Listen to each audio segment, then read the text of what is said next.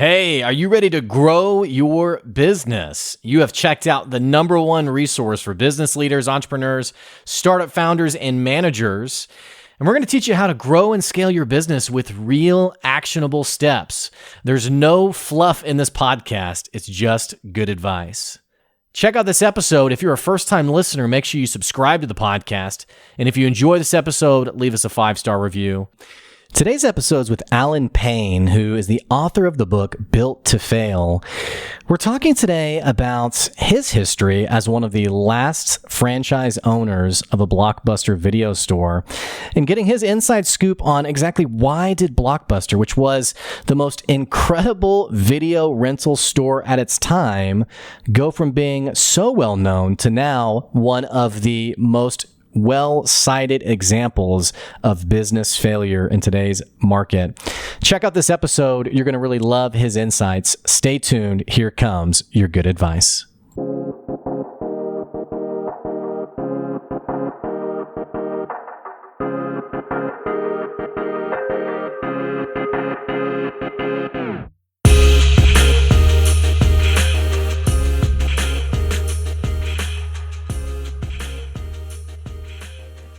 Hey, thanks for checking out another episode of the Good Advice Podcast. Bringing you some more good advice today. And I got to tell you, today's episode, I'm probably more excited about today's episode than an episode I've done in any near-time experience that I've had recently. Today, we have Payne on the podcast. And if you don't know who Alan is, Alan's the author of a book called Built to Fail, and it's the inside story of Blockbuster's inevitable bust. You've heard me talk on the podcast about Blockbuster. In fact, if you go to pretty much any business seminar or anywhere that people are learning about the do's and don'ts of business, Blockbuster and Netflix eventually get brought up. Well, today I'm bringing you a different perspective. It's not like the cliche conversation on Blockbuster. It's from someone who's actually, they were in the business. They were actually running their own Blockbuster store. And Alan is here today to bring his own perspective so that we can learn from it and hopefully avoid it as we're growing our own businesses. Alan, so excited to have you here today. It's great to be here. Thank you. Well, tell us a little bit. I mean, I don't even know where to start. I mean, I feel like, we're peeling back a really important layer. Go ahead and tell the audience a little bit about your background, if you don't mind. I got into the business way back in the 80s when it was first starting. In fact, I was working for a company called HEB that is for people that have not lived in Texas, they're not sure who that is, but they're the biggest grocery company in the state of Texas. It's a privately owned company that does $27 billion a year in sales. They dominate every market they're in, and the only reason they don't dominate Dallas right now is because they're not there, but they're getting ready to move in. But every other market in Texas, they dominate. Back in 1986, when I was working for them, HEB decided to get into the video business. And most grocery companies back then did, because it was becoming just kind of an expected service for a supermarket to have video rental in the store. Of course, back then it was VHS, it was cassettes, it was played in a VCR. DVD didn't exist yet. But HEB took it a step further and decided to open up freestanding video stores that competed against Blockbuster. And they looked very much like a Blockbuster, but the business model was completely different. And at the time, to put this in perspective, Blockbuster had about 50 stores. They had just been bought by Wayne Huizenga, and they were just starting to ramp up. We went at the business completely different and competed very, very successfully against Blockbuster. And that's how I was put in charge of running those stores. And that's how I got into the business. I wasn't the classic entrepreneur who mortgaged my house to get into the video business. I got into it by a corporation asking me to go run stores to compete with Blockbuster. So I learned the business from a completely different perspective. And then about 7 years into it, HEB decided they wanted to focus totally on the supermarket business. So they decided to sell those stores. And they sold them to none other than Hollywood Video, which was also a very small company at the time, which had only about 10 to 15 stores. just by coincidence, I was called by a Blockbuster franchise group that was struggling a little bit and asked me to come run their company. So that's when I joined Blockbuster. I became a franchisee in 1993. At the time, Blockbuster had about 3,000 stores, and by that time had really kind of taken over the industry. Now, they only had about 20% market share at the time, but there was no question that they were the leader, and they were the only ones that had a national presence in the business. So that's how I got started in the business. And then about 7 years into that, just to jump forward to put it all in context, I'd been running those stores for a company called Prime Video that was a cable television company. They're the ones that owned them. And I got an opportunity to buy those stores from them in 2000. So I put together $16 million, which I'd never done anything like that in my life before, try to raise money, and bought the stores in 2000, which was about the time that Blockbuster was really starting to have some difficulties. So I became an owner very early on, very late, after all the big money, easy money got made in the 80s and 90s. Perfect timing. Maybe that's why I scratched and clawed so much to survive. Yeah. So walk us back to, it's the year 2000. You mentioned that's kind of the time where things started to change a little bit. And obviously no business at the time realizes, hey, we're headed towards, bankruptcy or no longer being relevant. But tell me a little bit about what was that year like, or what did the following years look like that really kind of cemented Blockbuster's fate? You got to step back just a little bit to 1997. And that 1997 is a transformative year because that is the year that DVDs were introduced. And it completely changed the business because DVDs, where VHS cassettes, most of them were sold to video stores for $60, $70. That created what we called back then a rental window for the stores. So we got movies several months before mass merchants got them. When DVD was introduced, that not only was it a more convenient, a far superior format, but it was sold directly to the consumer for $15 to $20, which effectively eliminated the rental window. They were available in Walmart the same day they were available at Blockbuster for rent. Also that same year is the year that Netflix was founded by Reed Hastings and Mark Randolph. That, of course, gave rise to Netflix's buy-mail business. But the interesting thing is, Blockbuster was in financial difficulty that same year in 1997. In fact, the John Antioco, who joined the company that very same year and was CEO of Blockbuster for 10 years, had to convince people that Blockbuster was not going to fail. That's how much difficulty Blockbuster was already in financially. And this was before Netflix was even a factor. So, go ahead. What was it that was, because I was way too young, so I don't remember any of this. Yeah. What was it that had shaped public opinion to be short on Blockbuster, to think that to have to be reassured? They have 3,000 stores. It was a combination of, Blockbuster, and I'm sorry, but we got to step back and kind of put this in context of who founded Blockbuster. Wayne Huizenga did not found Blockbuster, but he bought it so early on that he's considered the founder. Wayne Huizenga also founded Waste Management, which is still the largest trash company in the world. He also founded AutoNation after he left Blockbuster, which is still the largest car dealership in the country. Along with Blockbuster, he's the only person to ever found 3 Fortune 500 companies. So if there ever was a classic, genius entrepreneur who recognized opportunity, it was Wayne Huizenga. Wayne Huizenga also owned the Miami Dolphins. He owned the Florida Marlins. He died about 3 years ago. but he was the classic entrepreneur that could spot opportunity and just seize it. And he grew things mainly by acquisition, not necessarily organically. He bought things. Wayne and his crew were the people that had most influence over him. They just weren't very interested in the inner workings of a video store.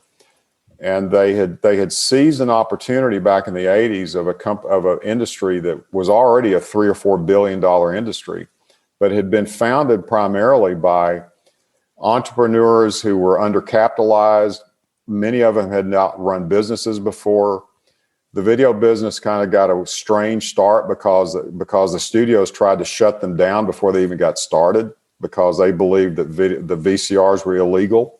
And that video rental stores should be shut down. So the business did not attract the traditional corporate retail companies. So enter Huizinga, who saw this opportunity of this huge industry that was growing at the time, but it wasn't all that well run. So he put the money together and the team together to ramp it up incredibly fast. So he built a huge company, but one which, when I got involved with it in 1993, it was pretty obvious that they didn't really know that much about what they were doing. And it's kind of a lesson. You can be very, very successful by spotting opportunity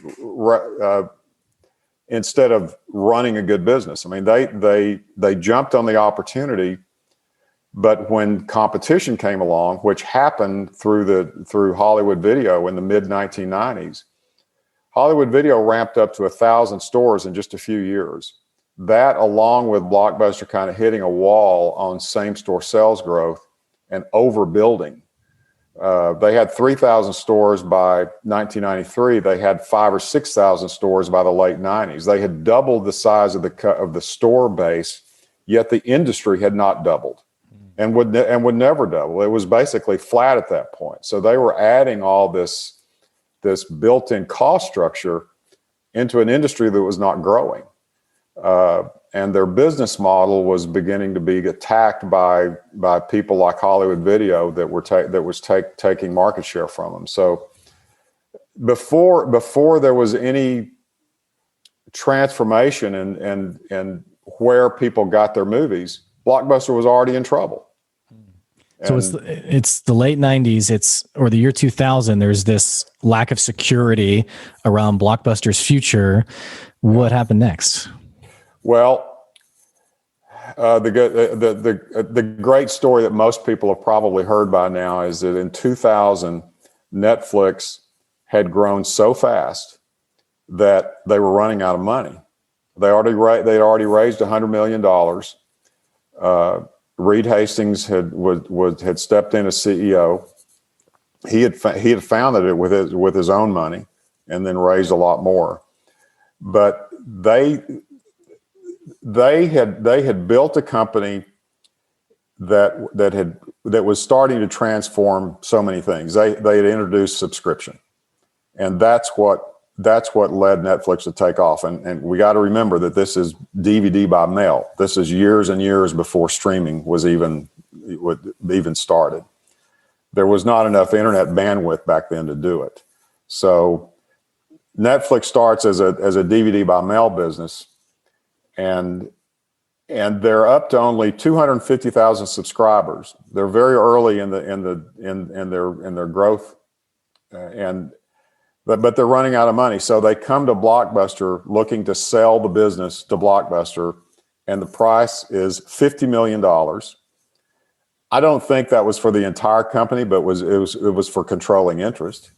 Reed Hastings is sitting in a room in Dallas in Blockbuster's headquarters offering to sell Blockbuster Netflix for $50 million and go to work for them, along with his entire team. And his proposal was that Netflix, his people, would run the by mail business, Blockbuster would run the store business, and everything would be beautiful. Blockbuster just assumed that Netflix was yet another one of the .com failures of the day, which is the reason Netflix couldn't raise any more money because of the .com bust. And they just without studying the business and really understanding it, they just said no. So Hastings and Mark Randolph get back on a plane and fly back to California. They lay off about 30% of their staff because they don't have the money to keep it going as they were running it. And 2 years later, they do an IPO. The company's valued at $80 million, I believe it was. And no, it was valued at $200 million, I think. And they raised $80 million. And kind of the rest is history. And Blockbuster didn't decide to get into the buy mail business for another 4 or 5 years. So all that time frame, Netflix is ramping up.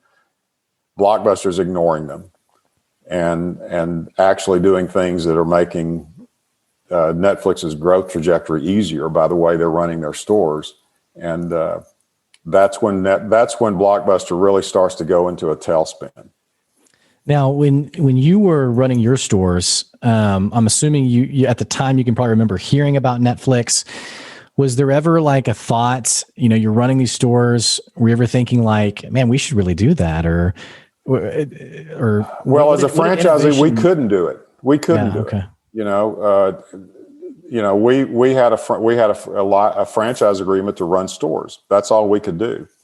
So, but I always thought that we had, where Netflix had their advantages, so did we.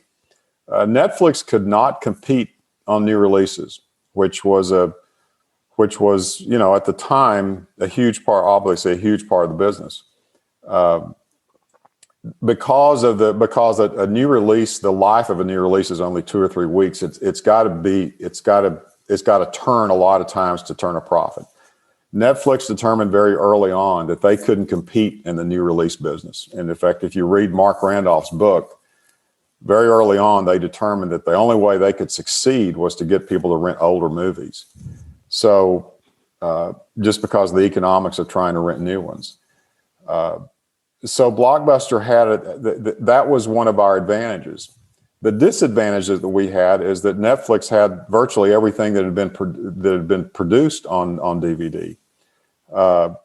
So in our stores, what we did is we used the lower cost of DVD to improve the availability of new releases. So we had a clear advantage on Netflix there. On the older movie side of it, what we called catalog back then, is we didn't have everything that Netflix had, but we had everything our customers asked for. If they came in on one of our stores in Alaska or in Texas, where we had about 50 stores, if they came into one of our stores and asked for a movie, we got it. And so there was really no reason for a customer to go to Netflix other than the convenience of it coming to them in the mail. So, and what we learned is that, we did lose some customers to Netflix, but we gained more than we lost. All through those years that Blockbuster was declining, we were growing. And we really do believe it was because we had taken advantage of a Netflix weakness, and we had minimized the strength that they had, which was this huge selection of movies that you could get online. So walk me through that though, because you mentioned there was this advantage there, but yet we know how the story ends, and that's that Netflix became sort of like this, and it's now lost some steam in the form of we have so many other alternatives with Hulu and Disney Plus and all these other things. But I mean, in the early, I guess 2010s, it was literally synonymous with streaming at home, watching movies, and we know how Blockbuster stories ends. What prevented Blockbuster from pivoting or changing their business model or clawing back in some way? Because from my perspective, it almost feels like this slow decline into basically bankruptcy. Help me walk through that back half of. Well, it gets complicated, but I think the one thing that's important to remember is that Blockbuster and the store-based video rental business was always much, much bigger than the buy mail business. It's not like Netflix discovered something that just replaced people going to stores. That did not happen. When Netflix started streaming movies in 2007, which really began the transformation, they were obviously a very significant player in the DVD rental business, but they were still much smaller than the store-based business. But they had used that knowledge that they gained from mailing people DVDs, primarily old titles, which was something Blockbuster never understood. They used that knowledge to transform the business into streaming. And by the time we get to 2010, which is 3 years after they started streaming, they had built a business in streaming that was relatively significant and was really starting to grow. That also is the year the Blockbuster filed bankruptcy. But that's not what caused Blockbuster to file bankruptcy. They were in decline long before Netflix started streaming. So my belief is that, Netflix used what they learned in really only 6 or 7 years of renting DVDs and shipping them through the mail. They used that knowledge to transform to streaming. So yeah, Blockbuster, which was a much larger company, had a much longer track record in renting things to people, but they had not built up the understanding of customers to make that leap to what the next format was going to be. That's what Netflix did. And I believe it's because Netflix, the people there, and we knew some of them, we knew Ted Sarandos, who is the CEO of Netflix now, was in the video rental business back in those days. And before he joined Netflix in 2000, these people were passionate about the business and they really enjoyed it. They were movie buffs. They knew that they had to do it differently if they were going to beat Blockbuster. And I think within just a few years, they knew more about what customers wanted to watch than Blockbuster did. And that's how they led them to streaming. And in those early days of streaming, it was a novelty. It was an archaic business. I mean, you couldn't watch it on your television.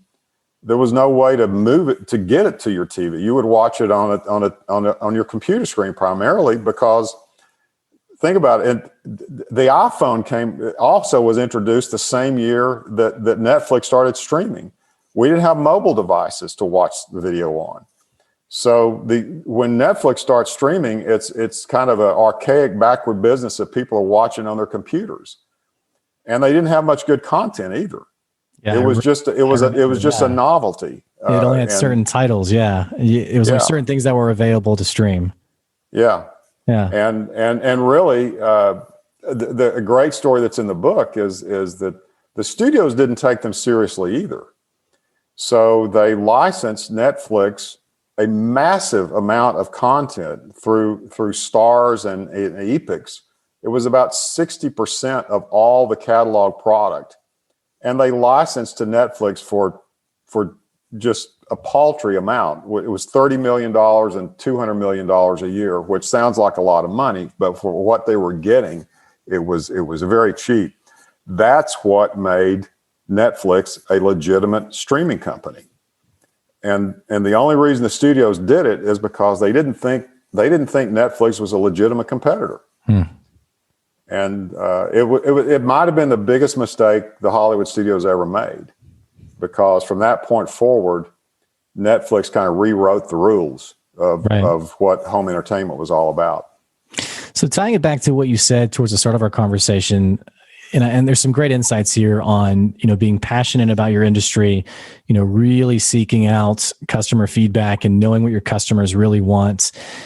Did the Blockbuster executive team, is it what you said earlier, that they were sort of more interested in this idea of an industry that was scalable, the opportunity that was there rather than really drilling into the business? Because you see these things happen where you have to wonder, how does basically the Titanic of an industry miss the opportunity to innovate? And there's been similar conversations made about Uber and Lyft, and how the auto industry the auto industry, which should have known customer behavior years ago, didn't see the opportunity to innovate here. And then we even have other conversations like Kodak, who again knew the business better than anyone, and yet didn't pivot, didn't innovate. Why didn't Blockbuster seize that opportunity to really drill in, learn from their customers, and allow the business to evolve? I wish I knew the answer of why, because I don't. All I can do is, relate what I saw, and the fact that it was very difficult to get a Blockbuster executive to even talk about the business. They just were not interested in it. It was how many more stores are we going to open? That was about what other, that was about the only thing they ever talked about. And let me give you one example. And I don't know, what caused Kodak to miss things, but here's a good example of Blockbuster. When I got there in 1993, it was, in my opinion, it was very, very important to understand what the breakdown of what was renting in the store was, and in those days it was the new releases on the wall. If you remember going into a Blockbuster, there was all the new releases on the wall, and there was all the catalog on the floor. The first thing I wanted to know, because it was real important to get the mix of the rents right through price and inventory. Those had to be managed in detail. We had learned how to do that at HEB, and the grocery business was much, much more complicated than the video business ever was.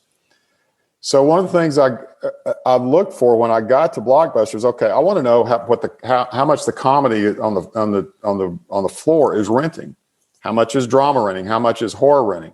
They couldn't tell you. They could not tell you. There was not a report in the Blockbuster computer system that would tell me how many rents the comedy section was generating in a Blockbuster store. They could not do it. So we had to come up with ways to work around that to even understand how the inventory was performing in our stores. Now, from their perspective, they knew enough about it. From my perspective, we didn't know anywhere near enough about it to manage the inventory right. They never changed. That never changed throughout the history of Blockbuster. If you were to ask a Blockbuster executive how many rents the product on the floor was generating, they did not know. So there's no telling how deep that goes into, other areas of the business that I never saw. But to me, that was the best example of a company that they were so successful for the first decade of just every time they opened a store, it was another $250,000 in cash flow. And they just kept adding to it, adding to it. And they never stopped to think about exactly, okay, how does this whole thing work? And what happens when a competitor opens up across the street? How are we going to compete? They really didn't know how. And they never learned it. So it got to they didn't really understand the business they were running. Here's another example. Blockbuster had more data on the viewing habits of people in movies than anybody in the history of the world. Because if you think about it, everything that rented, they knew who it was, where they lived, what gender they were, how old they were. And then, as you know, you can take that, and if you've got the address of people, you can dig down into the demographics of that area. You can understand everything about what people are watching and why. They had all of that. They had much more than any studio ever did. But every time the business pivoted to something else, they didn't see it coming. Somebody else saw it before they did. So all of that information that they had, all that data that they had, they just didn't have the passion and the want to, okay, why are people watching what they're watching, and how can we learn from that and take advantage of that and protect ourselves against the inevitable competitor to come? They just didn't have an interest in it. I wish I knew why, but they didn't. Maybe it was ego. I don't know, but in some cases, I think it was just sheer laziness. Yeah. It was so diametrically opposed to the way I learned business in the grocery industry, which is just, relentlessly competitive. Mm-hmm. And you always live in fear that somebody's going to figure something else out before you do. And Blockbuster never had that mentality. Wow. It's pretty incredible because I guess as an entrepreneur, you assume that these massive businesses are, it's the smartest person in the room. They're just total geniuses when it comes to business, and not discounting anyone who was involved in Blockbuster's growth and trajectory and all that stuff. But then you hear stories like that, and it really rubs against some of the basics of business, like knowing your customers, knowing who they are. And maybe I'm biased in the sense that data is so much more commonplace today, and it's so much more easily accessible. But it's pretty surprising to hear just the lack of attention towards, especially data that they had on hand. It's pretty incredible to think about. It makes you wonder what's going on. And like I was in a position where I could see a lot of this because we were running the same business they were running. So every time they would launch a program, they would want us to participate. So they would have to tell us all the background of how they got to what they were doing. So we got a pretty good, the franchise community got a pretty good understanding as to what drove their thinking.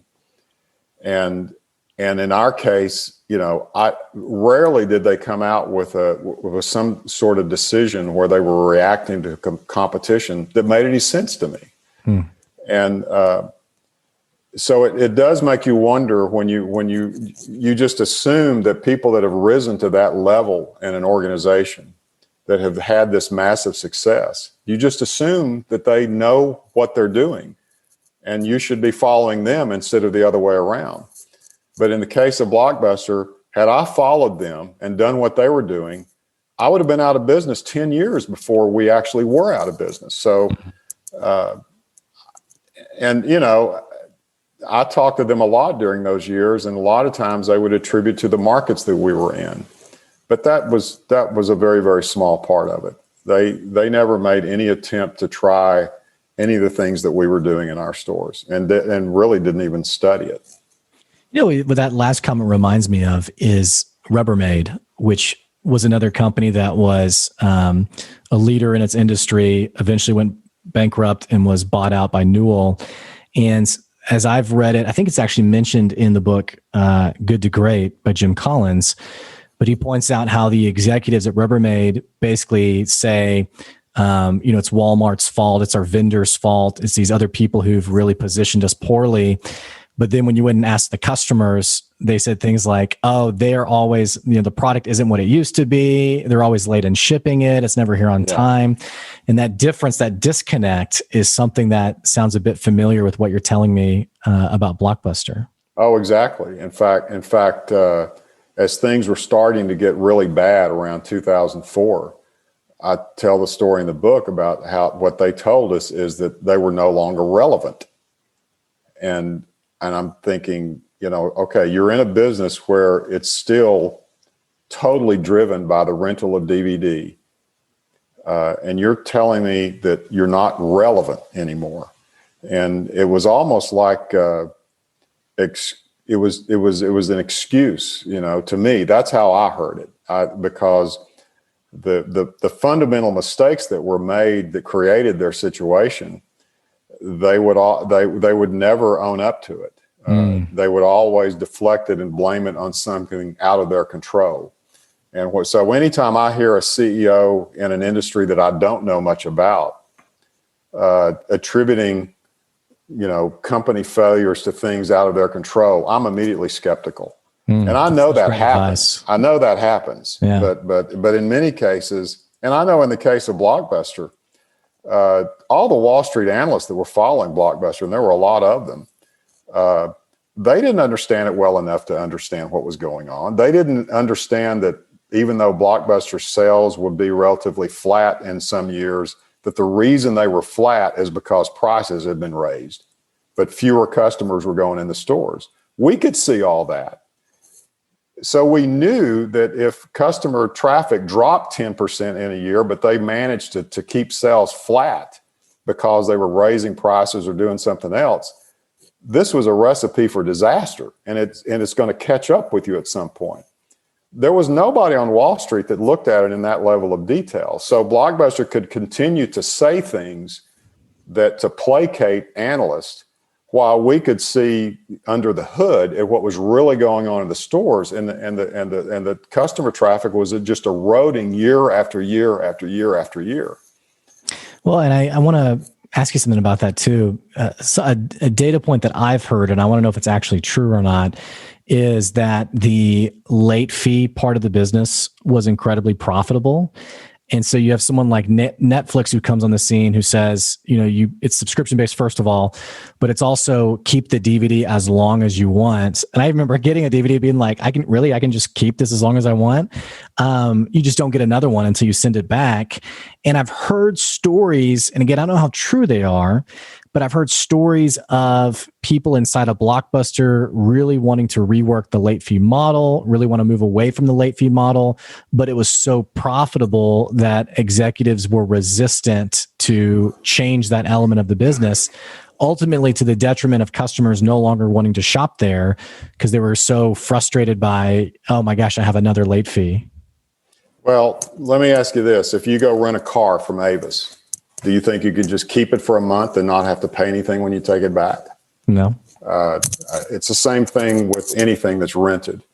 As much as late fees have been criticized, that was the method we used because we never figured out any other way to do it, to get people to bring movies back on time. Because if they didn't, as I tell it in the book, a rental business is kind of unique in that the customer actually becomes part of the supply chain. We've seen all kinds of issues with supply chain breaking down during COVID. Well, in the video rental business, the customer is an integral part of the supply chain. They had to play their role.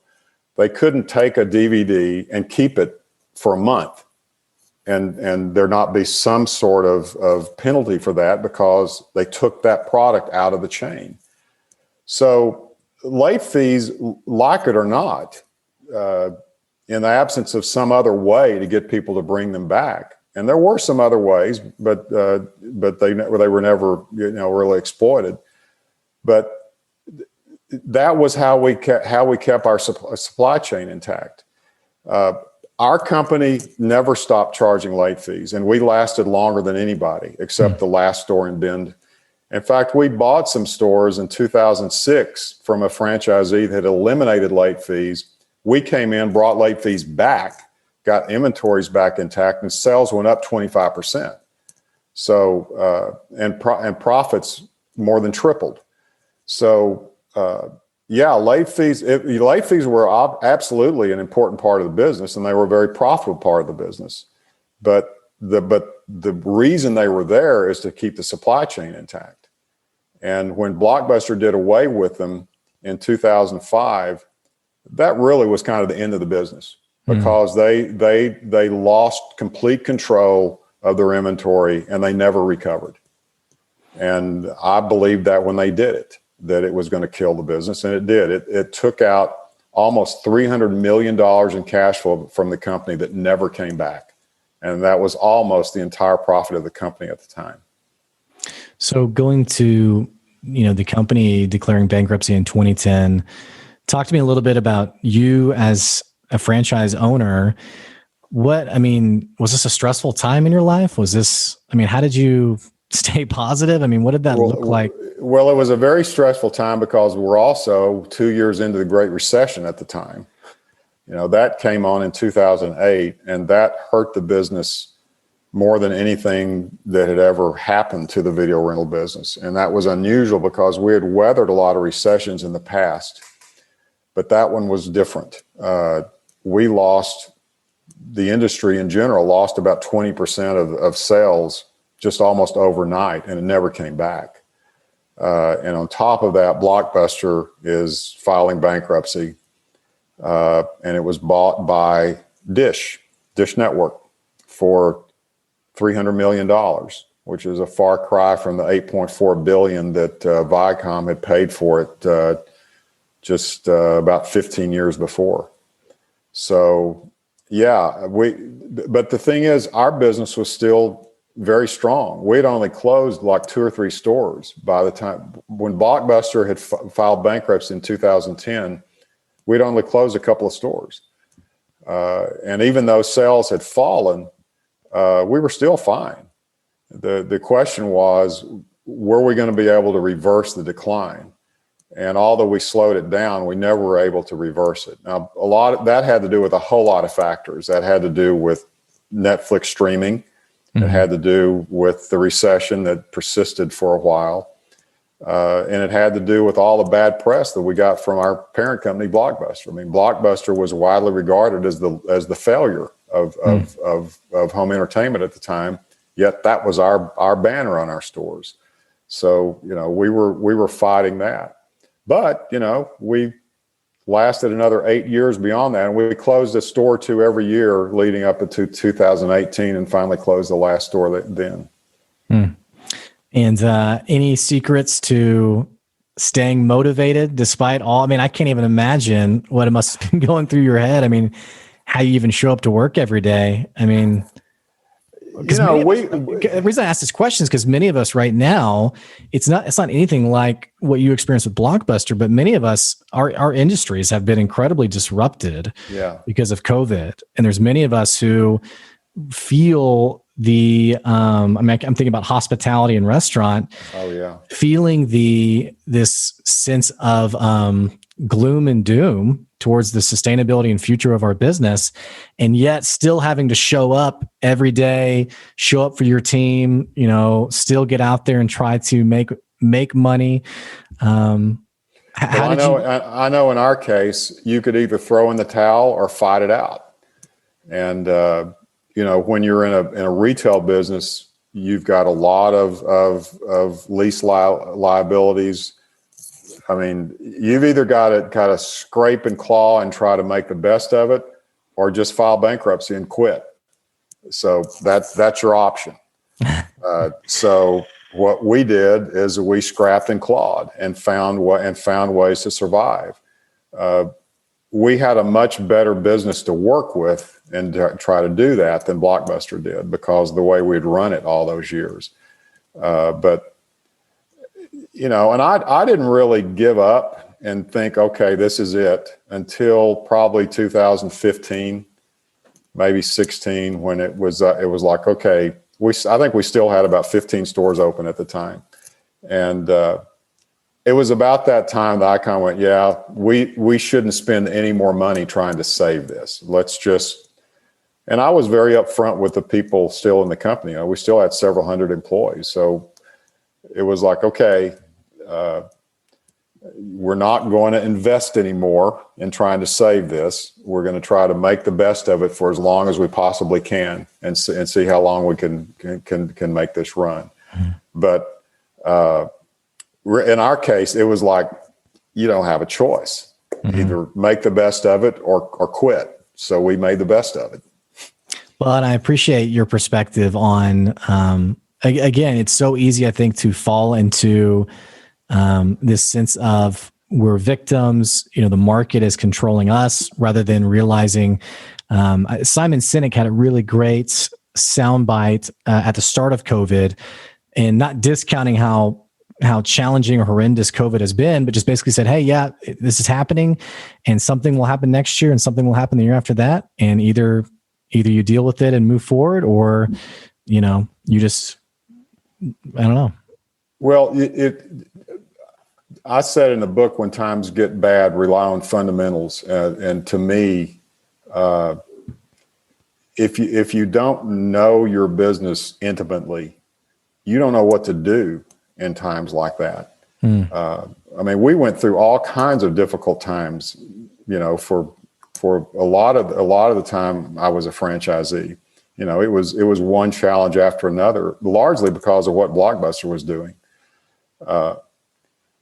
But there's no way to know how to react to it unless you're really, really intimately involved in your business and understand where you can tweak things, and how to keep your people motivated. I mean, that was a huge issue during all those times of, we would have to, as Blockbuster's going down, we're trying to convince our managers that okay, we're not doing what they're doing, we're doing this, and here's why. So we were spending all this energy trying to convince people that we had better answers than they did.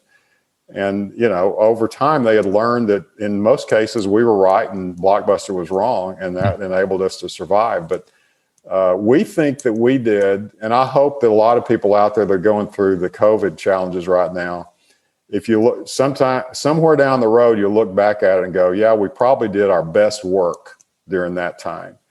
And I think that's how we felt, is that a few years into it, we were going, damn, we did really, really good to survive this. And we should be proud of that. And we were, I get emotional thinking about it now, because there was some really tough times in there that we just knuckled down. We knew what the business was about. We found the answers that we could find.